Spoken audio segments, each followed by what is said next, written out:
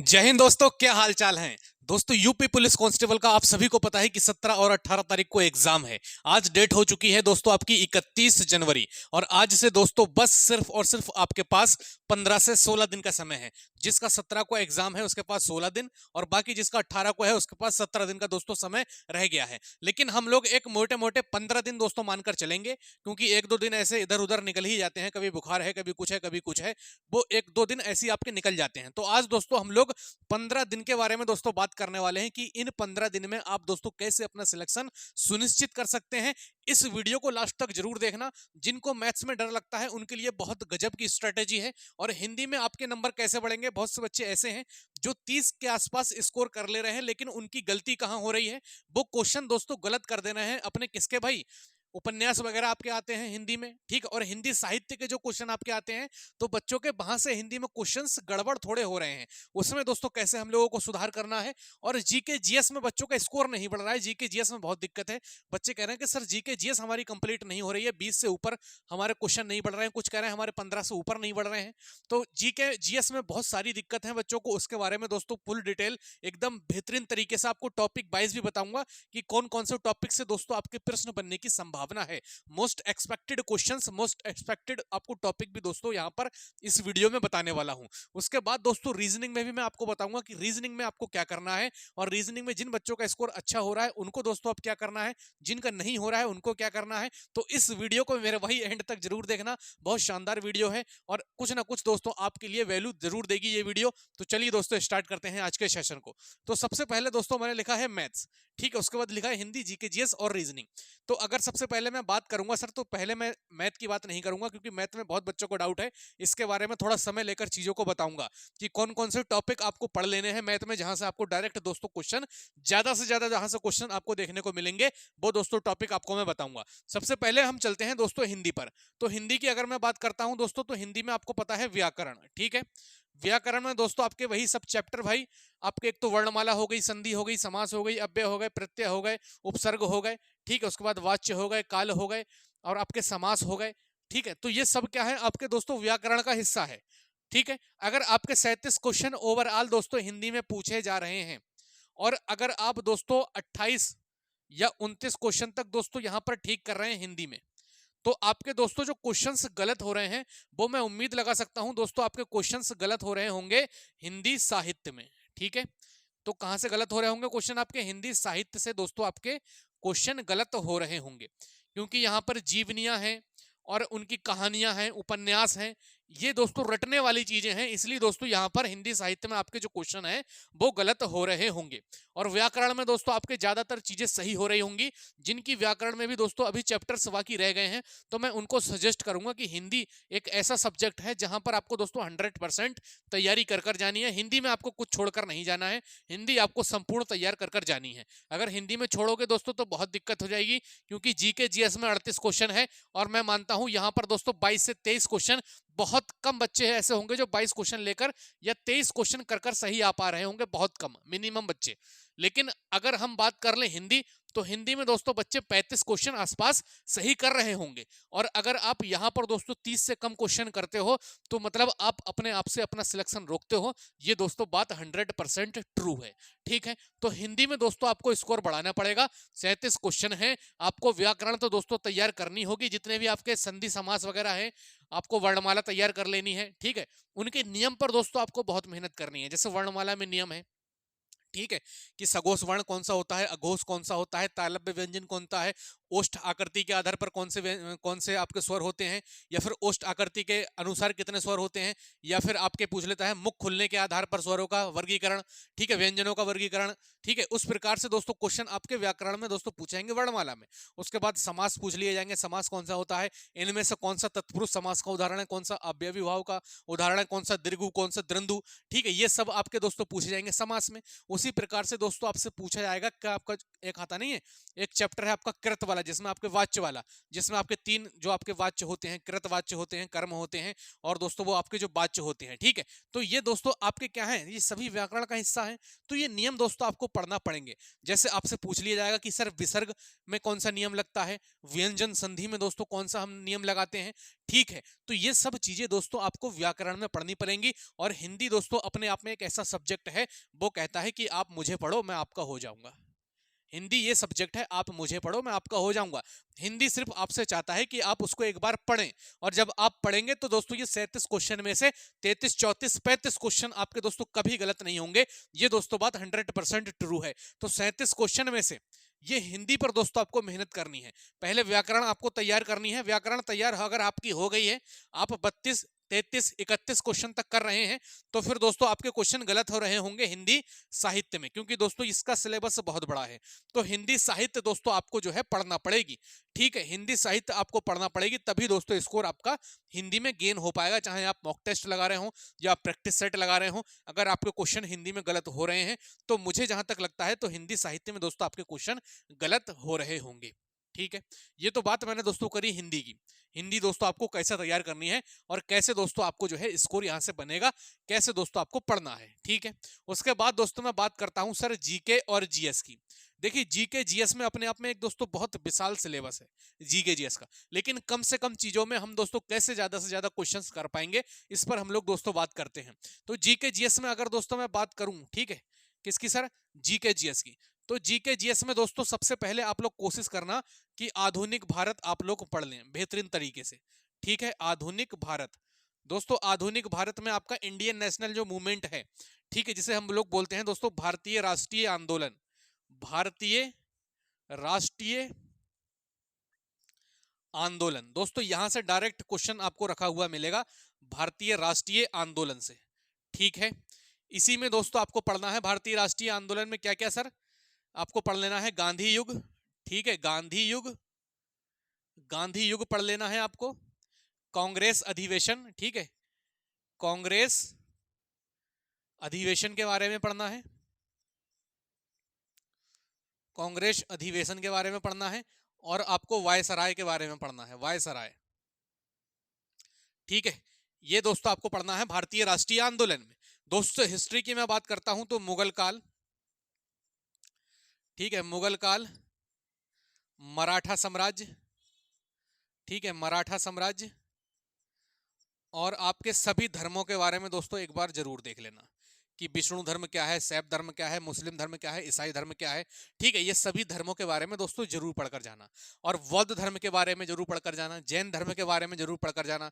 बौद्ध धर्म में दोस्तों सबसे इंपॉर्टेंट आप लोग देखेंगे क्या चीज सर, बौद्ध धर्म है जैसे। ठीक है, तो बौद्ध धर्म में दोस्तों आप लोग संगीतियां, बौद्ध धर्म संगीतियां जो हुई थी ना, संगीतियां, प्रथम बौद्ध संगति कहां हुई, द्वितीय बौद्ध संगति कहां हुई, तृतीय बौद्ध संगति कहां हुई, चतुर्थ बौद्ध संगति कहां हुई, और चतुर्थ बौद्ध संगति किसके शासनकाल में हुई। किसका शासनकाल था सर, एक बार कमेंट कर जरूर बताएंगे किसका था सर, कनिष्क का था आपका। ठीक है, उसी प्रकार प्रथम बौद्ध संगति किसके शासनकाल में हुई, कालाशोक के शासनकाल में हुई। द्वितीय किसके शासनकाल में हुई, अशोक के शासनकाल में हुई। ठीक है, इस प्रकार से दोस्तों आप लोग ये बौद्ध संगतियां दोस्तों बहुत शानदार तरीके से तैयार कर लेंगे। ठीक है, उसी प्रकार से जैन धर्म पढ़ेंगे, जैन संगतियां पढ़ेंगे। और दोस्तों आप लोग पढ़ेंगे सिंधु घाटी सभ्यता, सिंधु घाटी सभ्यता। ठीक है, सिंधु घाटी सभ्यता।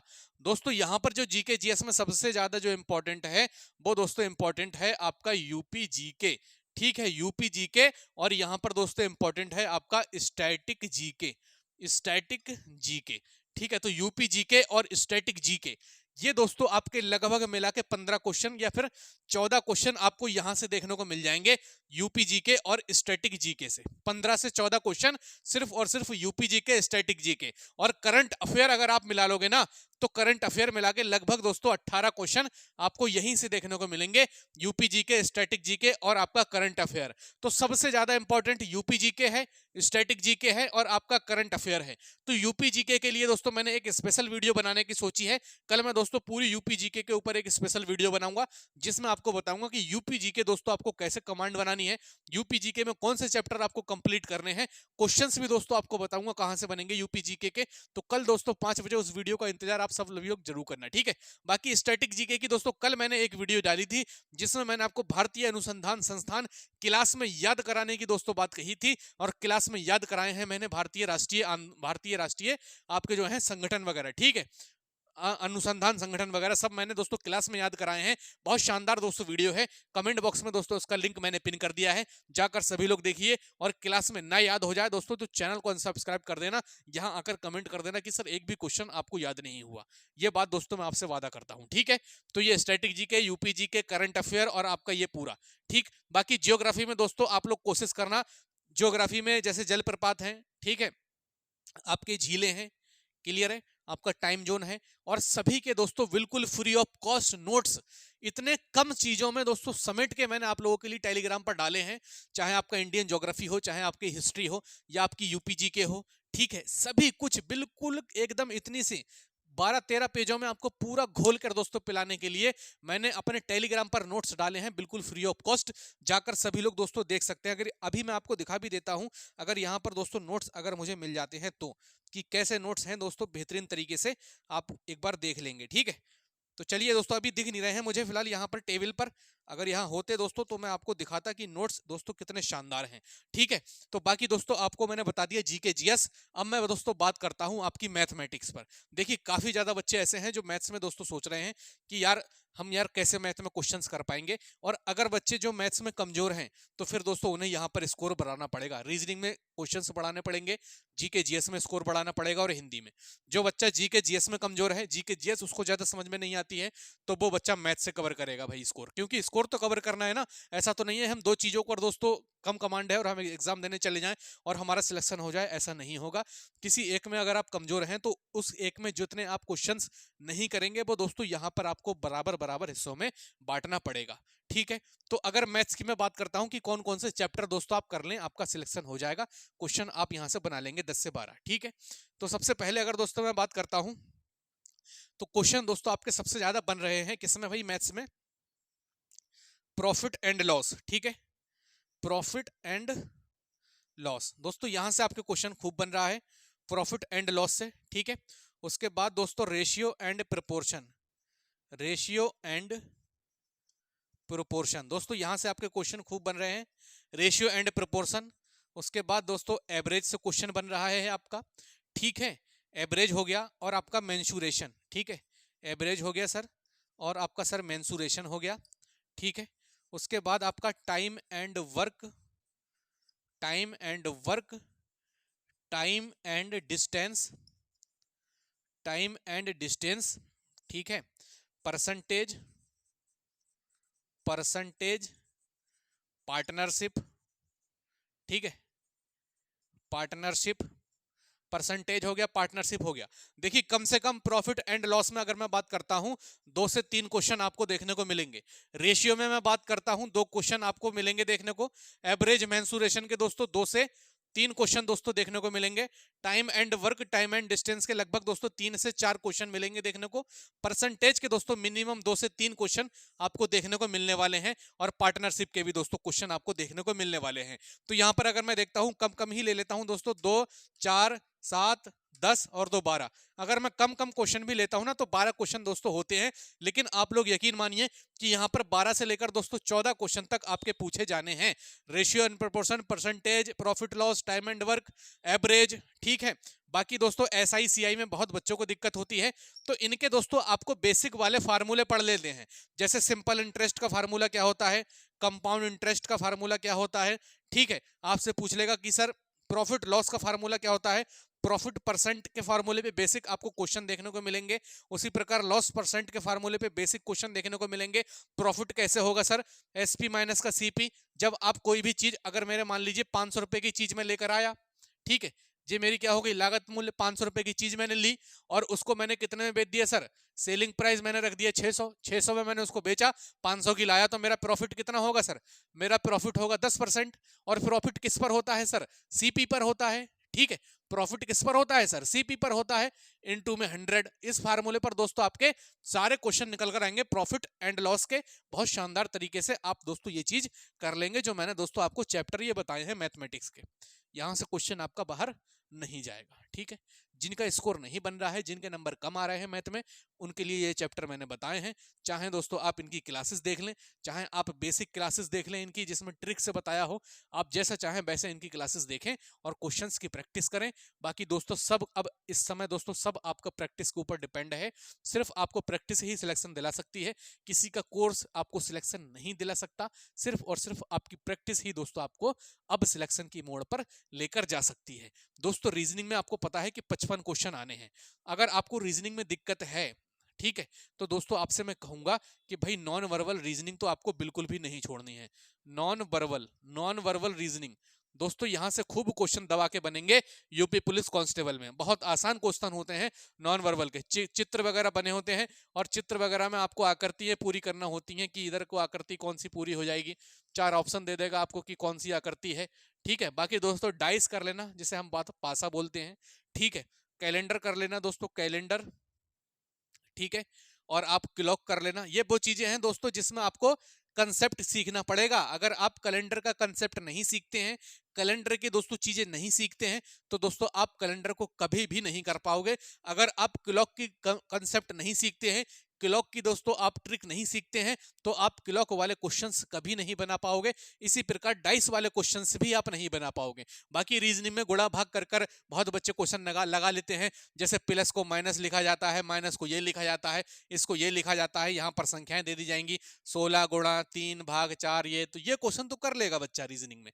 लेकिन जहां बात आती है चीजों को कंसेप्ट की, तो वहां पर दोस्तों चीजें आपको सीखनी पड़ेंगी। जैसे डाइस है, कैलेंडर है, क्लॉक है, ब्लड रिलेशन है, सिटिंग अरेंजमेंट है, तो ये चैप्टर दोस्तों आपको सीखना पड़ेंगे। एनालिटिकल रीजनिंग है, तो ये चीजें दोस्तों जब तक आप सीखेंगे नहीं तब तक दोस्तों आपका स्कोर बढ़ेगा नहीं। और रीजनिंग में अगर कोई बच्चा 30 के आसपास जाकर रुक जा रहा है, 32-33 तक, तो दोस्तों दिक्कत वाली बात है। तब दोस्तों आप सिलेक्शन से दूर अपने आप को खुद कर रहे हैं। आपको यहां पर दोस्तों स्कोर अच्छा करना ही पड़ेगा रीजनिंग में। तो ये दोस्तों रीजनिंग में आपको कमांड बनानी ही पड़ेगी। जब तक आप रीजनिंग अच्छी नहीं करेंगे दोस्तों, तब तक आपका सिलेक्शन सुनिश्चित नहीं हो पाएगा। तो ये दोस्तों मैथ का बताया मैंने आपको, हिंदी का मैंने पूरा बताया सिस्टम आपको, मैंने जीके जीएस का बताया, यूपी जीके सबसे इंपॉर्टेंट, स्टैटिक जीके सबसे इंपॉर्टेंट है, और करंट अफेयर दोस्तों आप एक वीडियो किसी की भी देख लेना जिसमें 6 महीने का करंट अफेयर आपको मिल जाए। रोज 1-1-2 घंटे बर्बाद करने की जरूरत नहीं है करंट अफेयर के ऊपर, क्योंकि करंट कितना भी पढ़कर जाओ भाई, इतना पढ़कर जाओगे तो इतना सा मिलता है आपके एग्जाम में, ठीक है। तो इसलिए ज्यादा समय इस पे बर्बाद नहीं करना है, क्लियर है। बाकी स्टैटिक जीके पढ़ो, आप यूपी जीके पढ़ो, मैंने आधुनिक भारत बताया, इसको आप सभी लोग पढ़ें। भारतीय राष्ट्रीय आंदोलन पढ़ें, गांधी युग पढ़ें, मुगल वंश, काल वंश, मराठा साम्राज्य, धर्मों के बारे में पढ़ें, बौद्ध धर्म पढ़ें, सिंधु घाटी सभ्यता पढ़ें, कौन सा सभ्यता स्थल कहाँ पर है, हड़प्पा कहाँ पर है, हड़प्पा की खोज किसने की, मोहनजोदड़ो कहाँ है, कालीबंगा कहाँ है, लोथल कहाँ है, ठीक है। ये सब चीजें दोस्तों पढ़ने वाली हैं, यहाँ से क्वेश्चन आपके बनने वाले हैं, ठीक है। तो उम्मीद करता हूँ दोस्तों सब कुछ आपको क्लियर है। बाकी यूपी पुलिस कांस्टेबल की जो बच्चे तैयारी कर रहे हैं उनके लिए चक्सू की ये बुक आती है, आपकी स्टडी गाइड है, जो आपके संपूर्ण सिलेबस पर आधारित है। आप इस बुक को परचेस कर सकते हैं, इसका लिंक दोस्तों मैंने डिस्क्रिप्शन में दे रखा है। बाकी इनका दोस्तों एक साथ में आता है प्रैक्टिस सेट, दोस्तों ये है चक्सू पब्लिकेशन का प्रैक्टिस सेट है। 15 प्रैक्टिस सेट आपको इसमें देखने को मिलेंगे। रोज एक प्रैक्टिस सेट लगाना स्टार्ट कर दो अब, और 8 सॉल्व पेपर मिलेंगे, 2500 बहुविकल्पी प्रश्न मिलेंगे। बढ़िया किताब है दोस्तों, इसको भी आप लोग परचेस कर सकते हैं, दोनों के लिंक डिस्क्रिप्शन में है। बाकी दोस्तों मैंने आपकी जो भारतीय अनुसंधान संगठन की जो वीडियो बनाई थी कल, बहुत बढ़िया बच्चों का उस पर रिस्पॉन्स रहा है। फिलहाल देखा बहुत कम लोगों ने है, लेकिन जितने लोगों ने भी देखा है उनको क्लास में मैंने याद करा दिया है। आप कमेंट बॉक्स चेक कर लेना कि बच्चों का कैसे दोस्तों इसमें रिव्यू है, ठीक है। चलिए दोस्तों उम्मीद करता हूँ वीडियो पसंद आई होगी, और वीडियो पसंद आई है तो एक लाइक जरूर कर देंगे। बाकी चैनल पर जो भी नया है चैनल को दोस्तों जरूर सब्सक्राइब कर देंगे। मिलते हैं नेक्स्ट वीडियो में, तब तक के लिए जय हिंद, जय भारत।